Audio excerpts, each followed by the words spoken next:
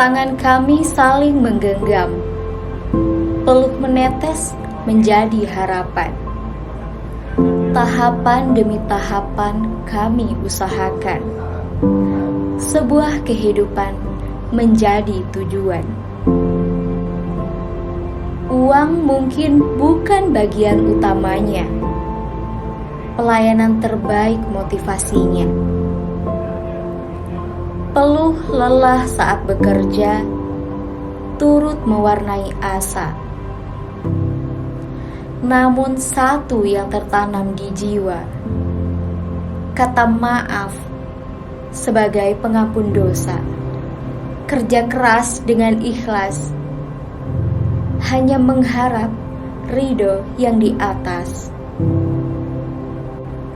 Kini Ramadan telah berlalu, gemuruh beduk terus bertalu.